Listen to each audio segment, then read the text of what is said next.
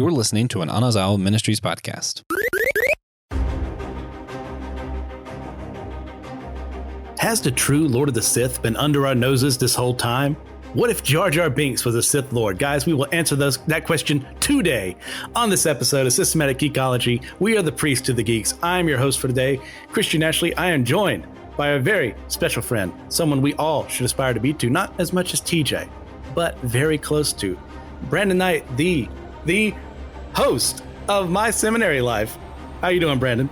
Hi, everybody. It's nice to be compared to TJ. How are you doing, Christian? I'm doing well. You know what? It's always good to be compared to TJ. Like someone we should all aspire to be. Even when he's not here, we're praising him. Oh, yes. Oh, yes. I talk about him every episode on my show. That's not true. That's not true. So, Brandon, what have you been geeking out on lately?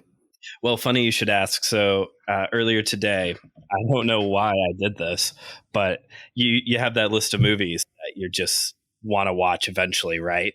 And so I sat down and I watched the 1980s Masters of the Universe film starring Dolph Lundgren. Yes. I'm a mid 90s baby. So a lot of those like 80s IPs I totally missed out on, you know? So as an adult, I'm going back and checking out a lot of this stuff. I mean, the movie's not good at all, but I do like the whole Masters of the Universe thing. It's so serious and cheesy all at the same time. It's everything I would want. Absolutely. I watched the film for the first time like 2 years ago. It's been like, okay, I have next to no attachment to He-Man. Like I've watched it before. I'm not necessarily a fan, but that movie is something else. Oh, I mean, we're at a point where the cheesy graphics, it's irrelevant. Like it's to be expected by this point. The movie came out in 87, I think. But just when Dolph Lundgren's your lead, you know, you're in for... What more do you need? Yeah, you're in for a great time. Like super young Courtney Cox, I didn't even know she was in that movie. And that caught me off guard. It's so strange. All right, so I have been geeking out recently on the latest volume of RWBY. I talked about it in a What's New episode a while back. And my opinion has improved outside of something that I knew was coming, and I'm still disappointed by it. And I think some people can read between the lines of what that is. I don't think it was foreshadowed very well. And it's one of the darkest episodes we've ever had, just released on last Saturday. And I am curious to see where they go from here with it. Because it is like, when I say dark, I mean dark. Interesting. I've always heard RWBY is really good. I haven't seen RWBY. So I do plan on checking it out eventually. I'm like a white belt when it comes to animes. But that's good to know. There's a little bit of a swerve or something that nobody likes that happens recently or something? It's more a relationship made to placate shippers, in my opinion, rather than serving the characters. Gotcha. Yeah. So that is what it is. All right, guys, enough about RWBY, enough about Masters of the Universe. We have to talk about the only important conversation you should have today with your friends and family. Is Jar Jar Binks a Sith Lord? So, Brandon, would you like to explain the mythos behind this? Do you know about the story of Jar Jar being a Sith in disguise? I was going to ask, I was going to ask this a little bit because just for clarity, this is an internet meme, right? Like this doesn't happen in the legends or something because I always thought, okay, because I always thought I was like some diehard Star Wars fan. And then I started meeting actual Star Wars fans who are really into the books, which is fine. Like totally be that person. If you're really into the books and the comics and spending a lot of your time on Wikipedia, like do it. I just wanted to make sure that there is no actual, like this doesn't actually happen, right? Okay, cool. This has something to do with Snoke, right? With the rise of... Yeah. Okay. The original fan theory for this involves Snoke. Okay. Because he shows up in The Force Awakens as like the new big bad. And what we all thought was going to be the next Emperor, which we can do a whole thing on the sequel trilogy another day, I guess. Should probably have some real professionals like TJ and Will on that episode. But to talk in... From my understanding, this all comes down to how Snoke looks, and he kind of looks like Jar Jar, and Jar Jar Binks can jump really high, which is a trademark of being a being force sensitive is that you can jump really high. That's my understanding of how we got from A to B. Am I missing some details on this, Christian? Plenty, but you know what? That makes sense too. Like, those are part of the points that are brought up in this initial fan theory. It's basically around the time episode 7 released. It was a user on Reddit made this entire thread about Jar Jar being a Sith Lord in disguise, mostly tongue in cheek. Sure. And it's the idea. The jumping thing was one thing they mentioned of how he made a 20-foot standing jump. And clearly he was using the Force in front of them, and they just didn't recognize it because they were clouded by the dark side. And there's my favorite parts are there's several scenes in the movies where Jar Jar is waving his hands around when he's talking to someone, and they're saying, oh, well, he's just using Force persuasion on them this whole time. And they're not aware because he just talks with his hands. Why would you ever think he would be trying to mess with your mind? And it's just one of those guys. Yeah. Like, it just so happens he's from the same planet that Emperor Palpatine comes from. He just happens to become a senator later on. He just happens to be the one to give emergency powers to the Chancellor and is hanging out with him, even in Revenge of the Sith. I knew that part. I forgot about that the whole Senate scene of him getting Senate power and giving it to Palpatine. That's like another big part. I forgot about that. Yeah. Yes. So if you guys are wondering, no, this is not actual canon in any way, shape, or form, but it's fun to speculate. That's why we do these things. That's why you probably voted for this. Yeah. So do you feel like this has any believability at all, Brandon, in your heart of hearts? In my heart of hearts. I mean, I want it to be true because, like, why not? It's one of those, like, why not type of situations. That's like the heel turn of the century. Here was like the comedy character in already a very, I mean, I have nostalgic love for The Phantom Menace, but it's not great. An already not very good movie. Here's the comedic relief character, and we're going to turn him into the next big, like, essentially emperor character, at least going into The Force Awakens, like the next big dark overlord character. Sure, let's let it be. Let's let it happen. Thank you, Reddit. I don't know how many times we can actually thank Reddit for giving us a gift like this, but you know, there's a reason why I don't actually have a Reddit account.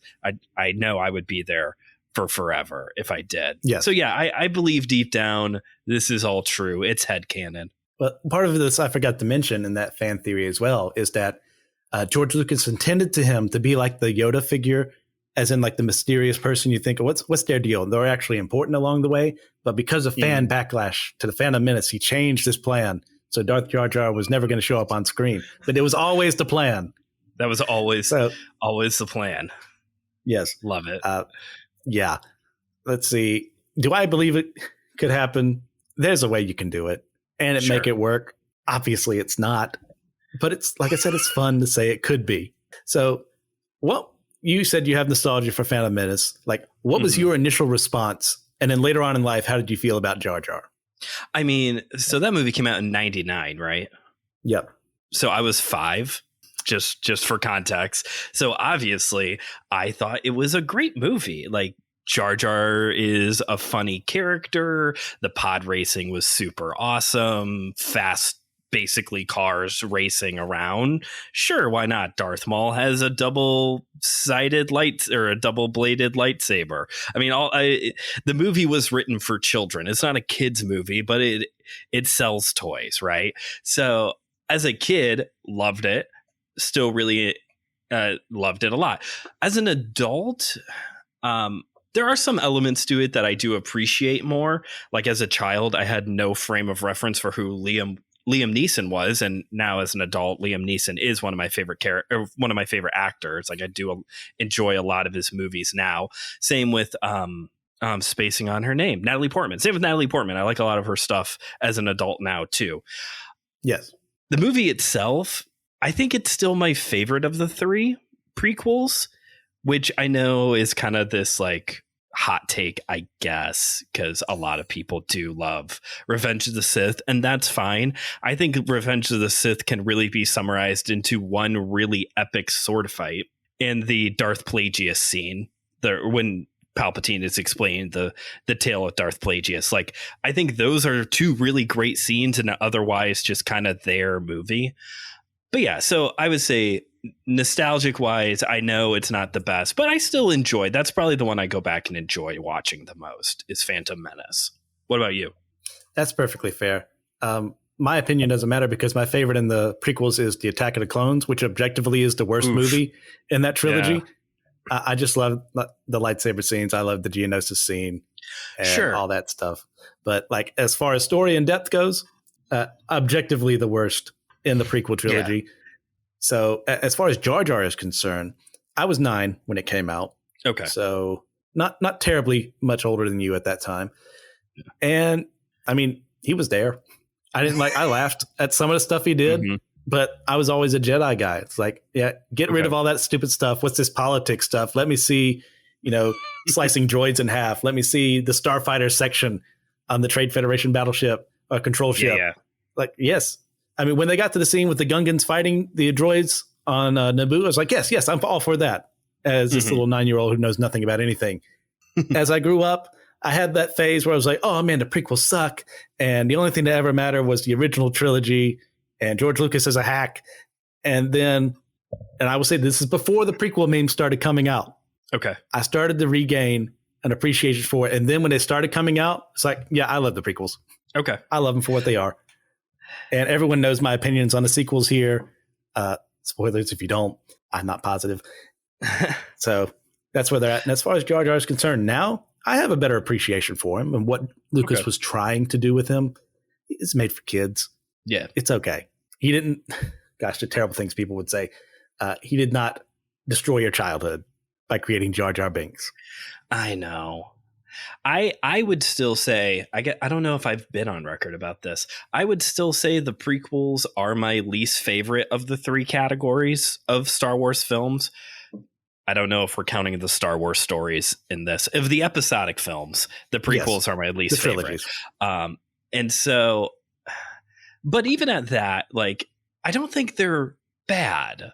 They're not unwatchable. A lot of Attack of the Clones is fast forwardable. You kind of watch Attack of the Clones for very specific scenes, which, to be fair, is like the entire ending of the movie is very good because it's the whole Geonosis thing.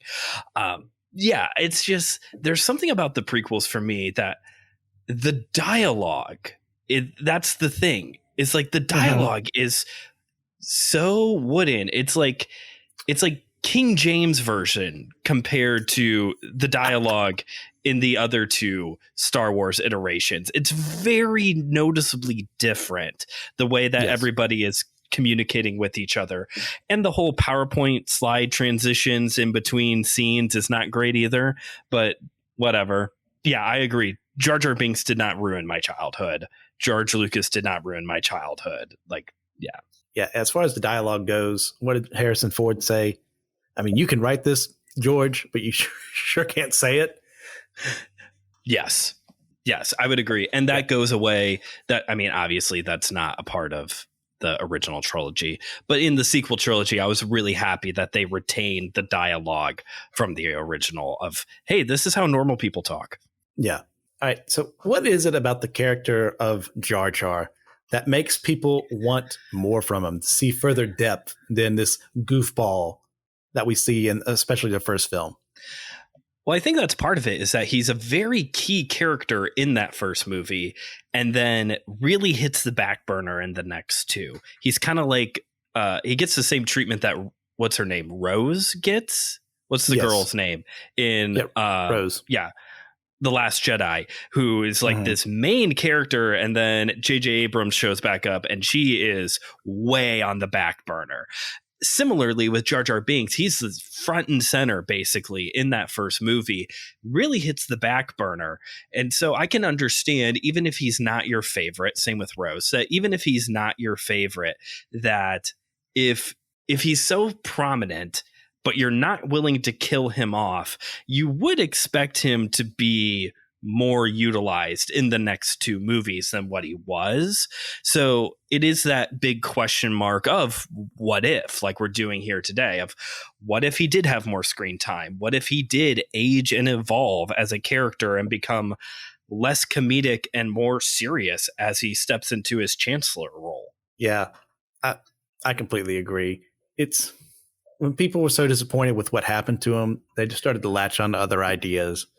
Just to like say, oh, this mattered. This thing that I hate, it mattered. So this is how it actually mattered. I'm going to make that up on my own. Yeah, I get that. There have been some unsatisfying stuff from other shows I've watched. I'm going to headcanon this so that makes sense instead of you acting out a character. It is what it is. Yeah. So do you think like this whole concept, Jar Jar being a Sith Lord, can his character be redeemed by making this canon? Or do you think there's nothing to fix at all?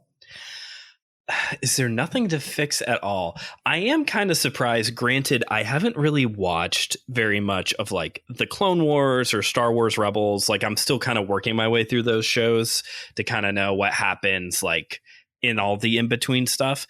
It is surprising to me that we don't see him very much in all of that filler time frame stuff. Not that I think he needs his own film or show, but again, just to kind of like let's age and evolve this character a little bit. Maybe what's his name? Filoni. Yes. Right? Yeah, Dave Filoni. Yeah, maybe Filoni just finds him completely untouchable at this point. I would like to see a little bit of growth, even if it's not the whole Sith Lord thing. Like that's fine. But just to kind of like, I don't know, closure. Like what ends up happening with this guy? Yeah. As far as Clone Wars is concerned, you'll definitely see him again along the way. Okay. And as far as closure, I mean, depending on who you ask, he's the one saying "We so free" in Return of the Jedi in the added scenes. Who knows, really? So it all depends on who you ask. I don't think there's anything official for him at this moment. I have not read any of the canon novels because, I mean, my heart just can't take it at this point in time with what happened with Last Jedi. And speaking of Rose, by the way, I didn't really care for her character that much, but what happened to her actress is why any criticism of the sequel trilogy is rendered destroyed on it on delivery because of the people who just had so much vitriol for her and for Daisy Ridley. It's like, man, I want to have a constructive criticism of this movie that, by the way, I rank a -1 out of 10. And yeah, I have strong feelings, but like that doesn't then apply to the actors and actresses. And speaking of that, Ahmad Best, what happened to him? Death threats? Sure. Like the man was considering suicide. Yeah. I definitely don't see you or Will or TJ in this category, but it does surprise me how vicious Star Wars fans can get. Like, I'm a professional wrestling fan. People were having fights in parking lots about NWO and DX back in the 90s. And now pro wrestling fans are like some of the nicest people, some of the most like progressive fan base you can find. There's still toxic corners, as there always will be. So just to like hear some of the stuff, like you were saying, like with Daisy Ridley, like, come on, none of these people are nowhere near as bad of actors as what's his face who played Anakin. Like, come on, what is this? And even at that doesn't make the movies. The performance of in a movie does not justify death threats. You know? Yes, like that's horrible. Absolutely. I mean, there's no place for it, and a certain part of that's just anonymity on the internet. At this time, it's like you can get away with a lot, and some of it may have just been trolling, and even then, that's still excessive for trolling. Oh yeah, but like people legitimately thought these things. They wanted them gone. They wanted them dead. And it's like, no, that's awful. Please, like, you're why no one can take us seriously. Like, get some help for yourself, please. Please. Toxic. Yeah, I don't know. Did I answer my own question? I don't think Jar Jar needs this to be redeemed as a character. It'd make him a lot cooler if it was true. But he's fine as is for me. I would have, if George Lucas had an editor, as he did for the original trilogy, I think things would have changed for the better. But you know what? The man did what we wanted. He made billions of dollars. He can do whatever he wants. It's his story. It is. Do you want more closure, even if it's not the Darth Lord thing? Do you want more closure on Jar Jar? Yeah, I'd like to see where he ends up. Like, how does he feel about being the person who gave Palpatine that authority and power? Like, how does he feel about losing Senator Amidala and Anakin and Obi-Wan and all of his friends and being left alone? Why is he not in any of the Senate scenes in Andor or what have you, or even Rogue One for that matter? True. I would like to see that, but it's not the end of the world if I don't get that. I don't think you could do like old man Jar Jar, like old man Logan, but because that's like that's still a hard shift. You know, that's almost a harder shift than he was a Sith Lord the whole time, you know, but there is something there like that, you know, of like, you're the one who gave him the power. You lost all of your friends, you know, all of these Jedi inadvertently who got killed in Order 66. Like, that's on you. Because you gave him the power. Like, so there is like there could be a story there of not like jaded Logan type of thing, but still like what did that do to you as a person, as a Gungan? I agree completely. Like, I would like to see that happen. I don't think they're going to at any point in time because of what happened to his character. I'm very grateful for those of you who are not caught up to The Mandalorian. Something happens, Brandon, I don't think you're there. No. But let's just say there is redemption for someone, not Jar Jar, because we're not talking about that, but someone involved with him that he got the praise he deserved. I'll put it that way. Okay. Interesting. Yeah. Right. At the recording of this, I'm only on episode 3. So. Okay. Yeah. So we've talked around it. How did Jar Jar Binks become a Sith Lord? Let's create our canon here. Okay. I can't decide, was he a Sith Lord the whole time, or was this like slow manipulation, kind of like Palpatine with Anakin? What do you think? Does it start with like he's a plant from the get-go, or is it slowly evolves? I think I prefer the plant the whole time, because if we're going with that, a lot of things start making a lot of sense with how easy they're able to do certain things. And him being a Sith the whole time, and then just happens to be able to maneuver his way out of being hit by blaster fire, just happens to, you know, throw the right grenade or whatever they call it in the movie to disable the droids. Like, I'm better with that. Is that okay with you? I like that too, because keep in mind, the first time that we are introduced to Jar Jar, he's just like in the jungle as the Trade Federation troopers are like showing up. So it could even be like they like dropped him first. Oh yeah. To create this scene of like, oh, hey, Qui-Gon Jinn, type of thing. Like, yeah, I like that. He was a plant from the get-go. And then too, with that, like with the way that they speak about the Force being clouded, them unable to sense the dark side's approach, it would make perfect sense. Even if he was using Force powers right next to him, they wouldn't recognize it because of what Palpatine had done behind the scenes. For him to make that Force jump of 20 feet into the air, for him to dive into the water, and him using, you know, Force persuasion on everyone with his waving his hands around. Like, I can see that a lot better. So, like, okay, so we established he is, but how did Palpatine find him? That's a good one. Because they are on the same planet. But we know that Naboo and the Gungans don't really have that much contact with one another. Right. Isn't like... But do you remember Jar Jar was banished? Right. But is it for the reasons he stated? Or did he do something terrible? Ooh. So he was banished because he was going to sell them out to Palpatine. I would say there was a step even before the banishment of Jar Jar somehow gets into contact with Palpatine and like gets banished on purpose, causes these issues to get banished on purpose so that way he could continue his training. I don't know what that other step is beforehand to get purposely banished, but I think there's something even before that. Well, they say they don't really have dealings with the Naboo, but it doesn't say they don't ever have dealings. So maybe Palpatine came as like a goodwill mission, and Jar Jar was with his dad, and they happen to meet, and they like recognizing like. So, okay, well, I'm doing this over here, training it with the Force, and you're doing that. Okay, let's talk. Because, you know, Palpatine has like 70 different apprentices at once because the man can't commit.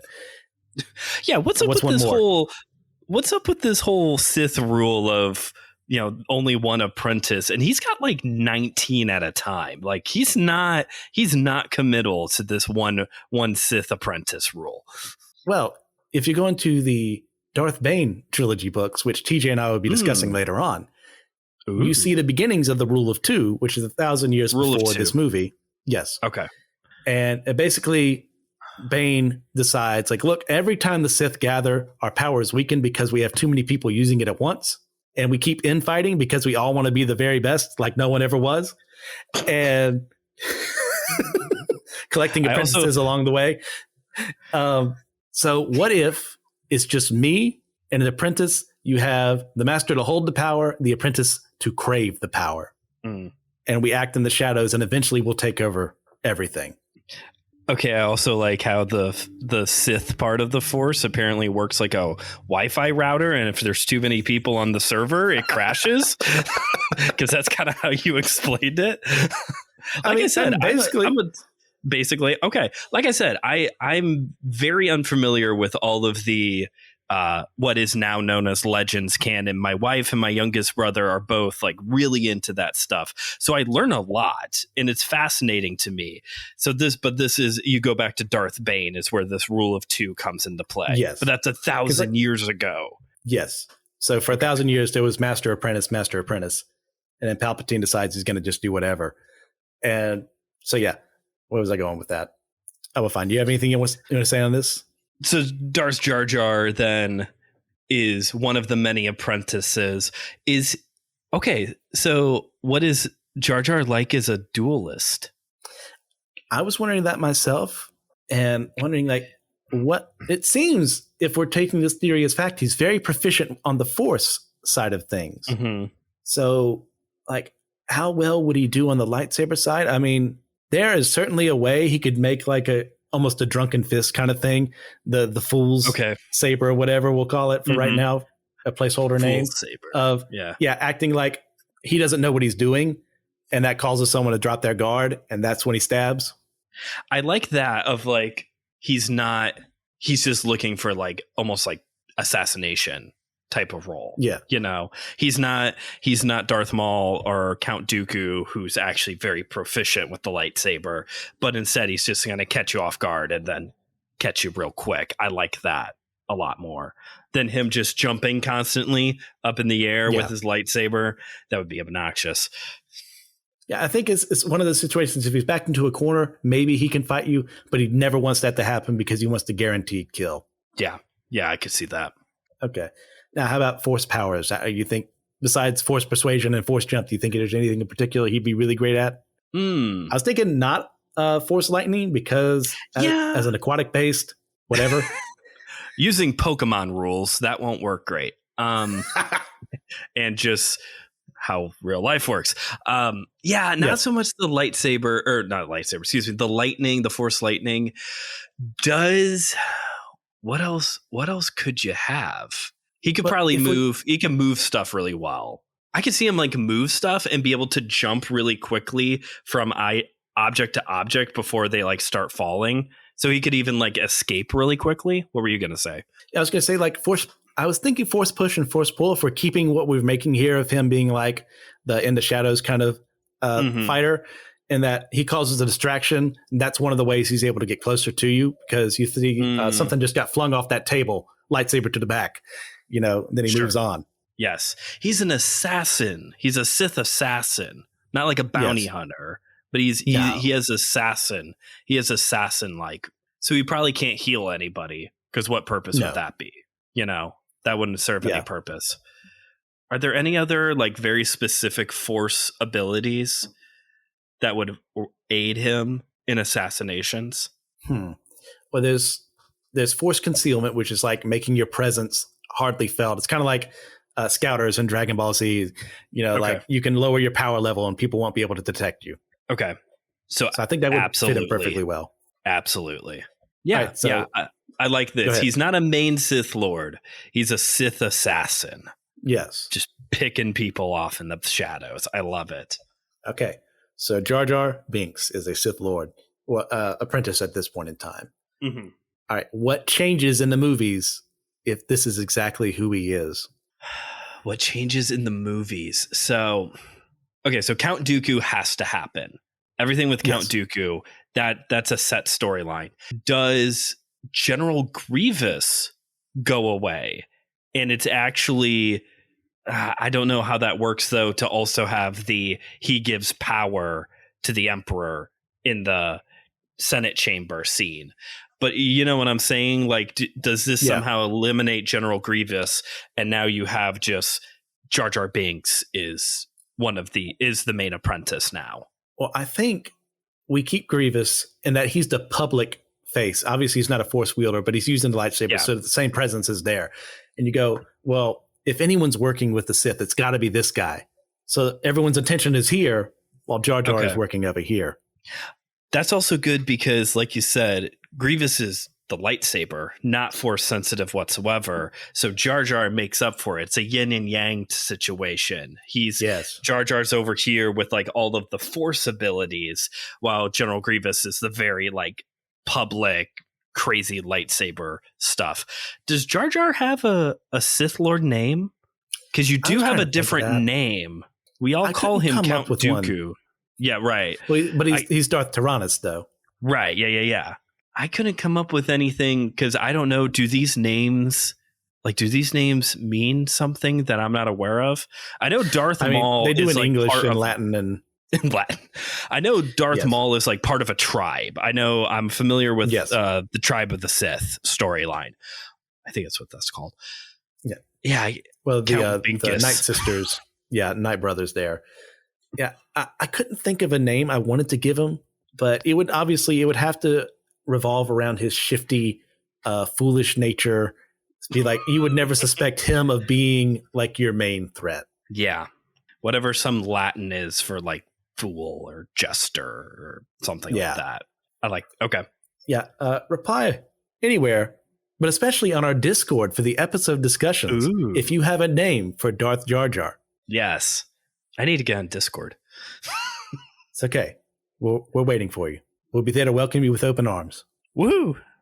All right. So part of being a Sith, especially one under the command of the rule of two, as we've established, is we're going to present one face to the public and another in private. Now, we've had a lot of people in our lives, friends, families, family members, and the like, do the same to us. Like, how should we react when we learn this is happening? And how can we recognize our own failings when it comes to acting two-faced? Ooh, I like that turn.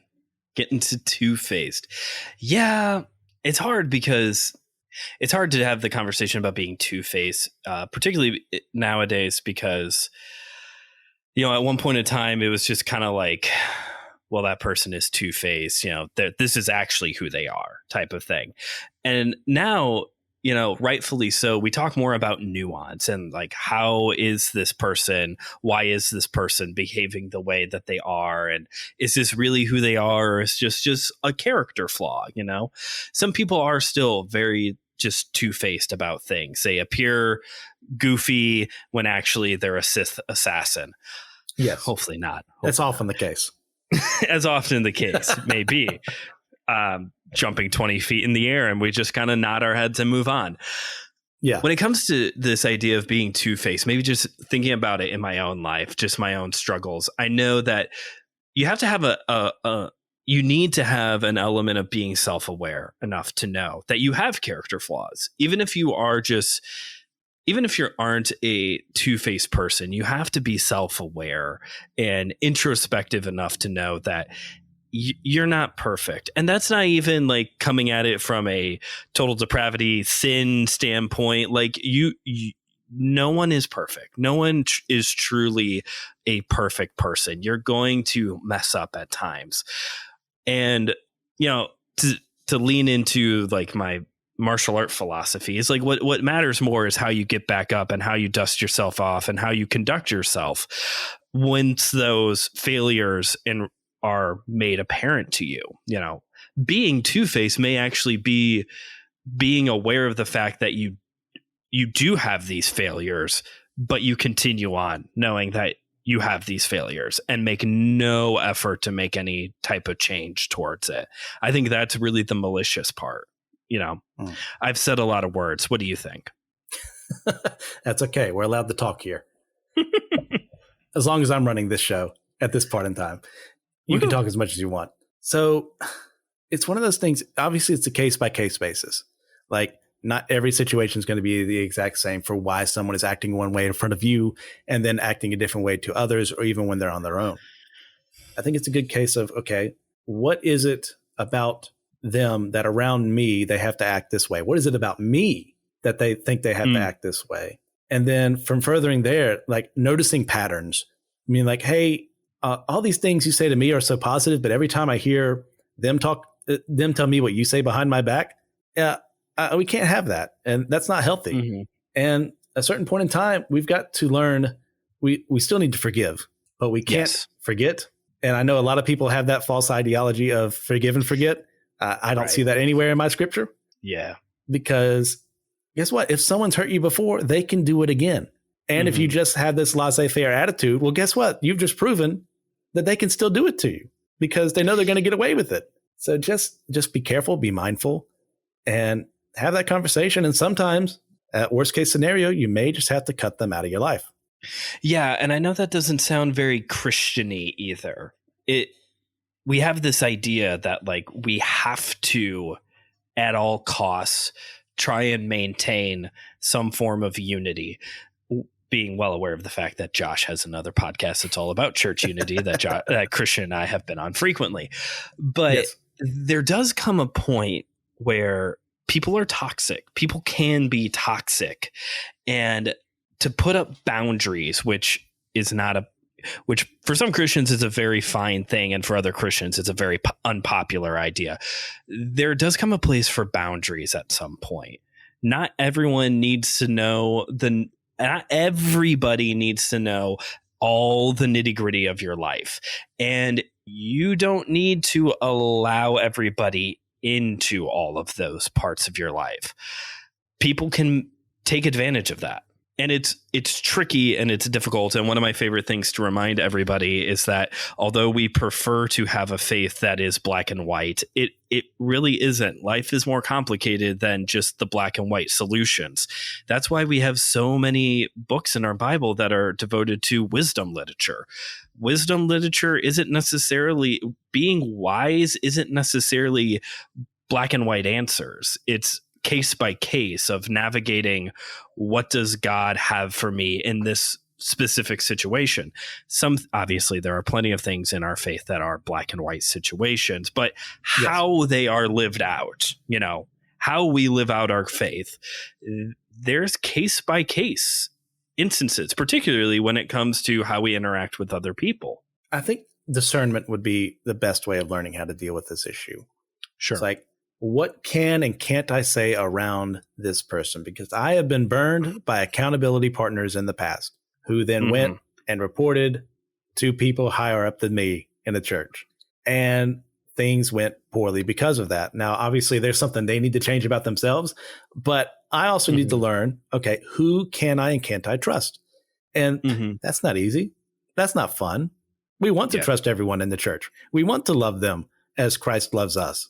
But people are people.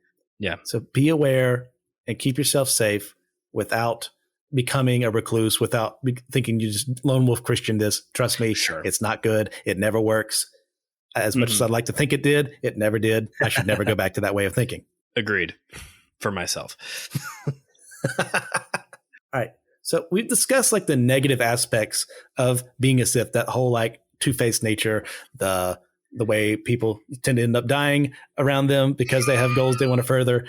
Like, okay, what positive things can we learn about their conniving natures? There is something there, and this is still part of my life that I'm trying to figure out. There is still something there about like a positive way of being crafty. Being crafty is usually depicted as being a very negative thing because it usually is. But there's a strategic planning ability that Sith Lords do have for malicious intent, that the ability to be so strategically planned and so long-term focused, I mean, in of themselves, they're not evil. Those are tools for how we navigate life, right? So I think if you can learn anything from the Sith, it is the value of strategic thinking. Please use that force ability for the right side, for kingdom purposes, for advancement of the kingdom of God, of being strategically minded. How do you see the ministry that you're involved in, whether you're a pastor listening to this show or another fellow podcaster or a small group leader, or hey, you're a parent at home with your kid? How can you think strategically about discipling the people that you are discipling? Or how can you think strategically about growing ministry X that you're involved in? You know, I think that would be the thing that we can latch on to positively. What about you? Well, there's a couple of verses in the Gospels that I very rarely hear preached. And that's when Jesus brings up that he wants us to be as shrewd as serpents. Yeah. And you hear that phrase offhand and go, no, that sounds awful. Why would I ever do that? It's like, no, listen to what Jesus is saying. He wants you to be intelligent. He wants you to be wise in how you conduct yourself and how you treat the people around you, how you know how you should handle the people around you. Some people need to be talked to in a certain way. That's not being two-faced. You're meeting their needs where they are. Some people need to be talked another way. Some people, you need to get rid of them immediately because all they're going to do is cause trouble. And that's never going to be fruitful for any ministry you have. And I don't want to see them go away. I want them to come to repentance. I want them to work well with us. But it is shrewder for us to protect the people around us. And we better make sure that when we do these things, we're on the right side of history. We're not just doing this out of a personal attack or a personal offense. It is legitimately, we need to be able to manipulate is the wrong word, pursue ways to talk to people and know who they are, know where they're at, and then get the best result for everyone. And I think the Sith can do that extremely well. We should do the same in love. Yes. Amen. Do it in love. Don't do it for your own personal glory. Do it for, kingdom purposes. Do it for discipleship. Yeah. Yeah, I agree. And you rarely hear sermons about that verse. Yeah, I think people just don't know how to handle it. It's like you get the love Jesus, you get the condemnation part, and then you get to this verse and you go, this goes a little against everything else. It seems like initially, but it's still there. It's still Jesus. And whether it's Genesis 3 or Indiana Jones, snakes are usually not depicted very well. So to have this moment where it's like, no, I want you to be snake-like. I want you to be like a serpent and be quick-witted and, whatever. Yeah, it's awkward, but it's there. That is Jesus. So. And it's there for our benefit. He's not going to tell us to do something that's going to, harm us spiritually. It's there for our own good. Yes. All right, Brandon, do you have anything else you'd like to bring up about this conversation as a whole, but like Dark Jar Jar specifically before we wrap things up? I think his lightsaber handle is going to look very unique. That's it. Okay. That's all I've got. Yeah. Fair enough. Like the hook one, like Count Dooku. Yeah. It's going to be something like that. Okay. All right, guys. Brandon, before I go into that, do you have any recommendations you want to offer the audience? Yes. Keeping with the theme of silly Star Wars stuff, one of the few expanded universe things or Legends universe things that I have read, I would recommend Star Wars Tag and Bink. Have you ever read Tag and Bink? Okay. Yes. Okay. Yeah. So that was a Dark Horse comic book series. Marvel has reprinted it since they've gotten the printing rights to Star Wars. Basically, if I could summarize it, the point of this story is to show that all of the major moments in Star Wars, all of the key plot points have been greatly influenced by two bumbling rebel soldiers. It's basically what it comes down to. It's very funny. It's very silly. There's a lot of like Spaceballs kind of humor that go into the story. So I would recommend that. They were supposed to be canonized. I don't know if you knew that, Christian. They were going to be in, of all things, Solo. I did not know. The scene got cut. The scene ended up getting cut from the film. They were going to be, they were going to show him in the Imperial Flight School, and they were going to be there. but the scene got cut. So I would definitely recommend that. Yeah. Best way I can put that series is it's kind of like what Rosencrantz and Guildenstern Are Dead is to Hamlet for my theater fans out there, but Star Wars. Yeah. As far as my recommendation goes, since I brought it up earlier, if you guys want to catch up before TJ and I talk about it, go read the Darth Bane trilogy by Drew Kapirshin. And I just said his name wrong. And I said that as quickly as possible just to get away from that. There's a lot of whys, but it sets up how the Sith came into the rule of two very well, why they needed to do it. And it works. I normally hate villain protagonists, but it does it so well that this series is a must read for that part of the Legends canon. All right, guys, thank you for listening. Destroy the Jedi. Double-handed Bane joke. Yes. Guys, thank you for listening. This has been a fun time. We love to speculate about these. We're going to keep having these polls on the Facebook group where you can vote. If you're not on the Facebook group, try and join. If you want to see your specific what if there, give us ideas as well. Not only for this, but for episode discussions later on for systematic ecology. You can find us on Discord like we talked before. Head out there. We can talk about all the good stuff that's happening right now in Star Wars or what else. We're also on YouTube as well, where we do special videos every now and then. We're going to have a live video, or maybe by the point this happened, I think it's already gone, of us reviewing The Mandalorian, the whole season. And guys, as well, check us out on Patreon. Send us money that way if you are able to, if you would like to. I understand money is hard.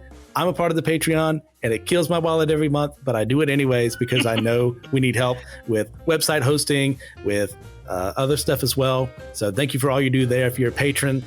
Guys, as well, all this, as we've been talking to, please, if you ever get a moment, leave a 5-star review on your podcasting platform of choice.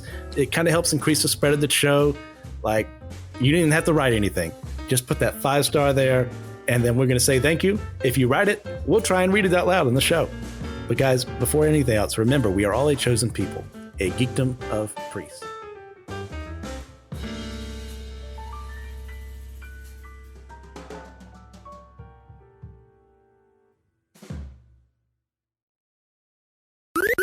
This was an Anazao Ministries podcast. If you enjoyed this show and would like to learn more about our network, be sure to check out the Anazao Ministries podcast network.